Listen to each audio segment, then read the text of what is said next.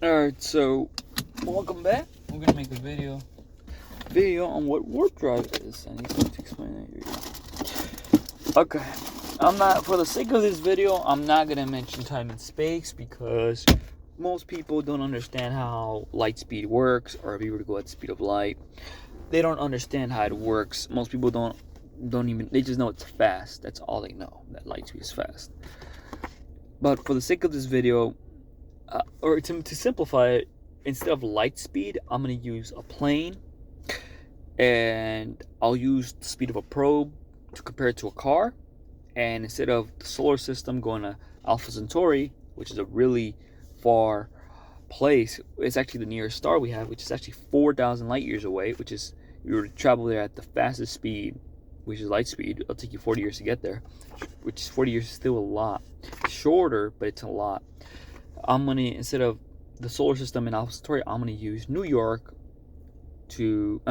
Angeles to New York, whatever, coast to coast, not coast to coast, but you get me. They're both on the edge of the country. They're pretty far. I mean, you're basically at one point to the other point. It's pretty far. Now, let's say you want to go to from New York to LA, or LA to New York, wherever. And some from LA, but and well, what's the fastest way to get to New York to LA? Simple. A plane. A plane will take 5 hours to get you there. And a car will get you there in 48 hours. Or 42 hours. I don't know. It's a day and a couple hours. Now, the fastest car that's ever gone from Manhattan to LA, I think the world record was 23 hours, was the Gumball Challenge. And I heard about this during COVID, because there was no traffic. They beat the record. No, the guy was constantly going, from what I've heard. I don't know if that's true, but that was 23 hours. That's still 4 times more than a plane. A plane will get you there in 5 hours. A car, going at the regular speed, will get you there in 48 hours, 42 hours. It's still, 5 hours is still quicker, but let's say you don't have 5 hours to spare because you're going from LA to New York, So what is a warp drive? This is where warp drive comes into play. Warp drives don't exist. It's an idea. I got the idea from Event Horizon, but the idea still comes up in science when I see a lot of Anton Petrov's videos. A warp drive is basically, it's something that's not in nature. We actually have to engineer it. But it comes with the idea of using a wormhole. By the way, we don't even know if black holes are wormholes because we don't even know if they connect. But it's using a wormhole, which, by the way, a wormhole means it's a hole or a tunnel that leads somewhere else in the universe. And basically, what a warp drive does is it causes one point in time and space to another point in time, which would be nearer to it, to collapse in on itself at the same time. This is time and space. Let's say this is New York and this is LA, and it causes time to distort, collapse in on itself. Now you see how these 2 points were at one point further from each other? Now they're next to each other.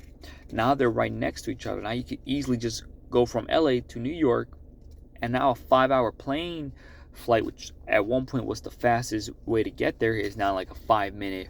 I can just walk over, but it probably takes me 20 minutes to go from Los Angeles to Manhattan now because the warp drive opened it. And once you turn it off, it will put time back to the way it was. And now you're on another point. And you got there, let's say, 4 hours and 50 minutes quicker. 10 minutes. You got there in 10 minutes compared to a plane, which is the fastest way available. And you probably didn't strain a lot of resources doing that. But we're not going to get into that. That's what a warp drive does. It just distorts time and space, creating a place that's really far away to connect with where your destination is, and it causes you to jump over or get there quicker. That's what a warp drive does. Warp drives don't exist, and I hope one day they become a reality, because Jesus, man, even if we were to go at the speed of light, which, by the way, I don't think it's possible, because light protons, they're massless, and mass and weight, they're not the same thing. Well, something has weight and something has mass. They're completely different.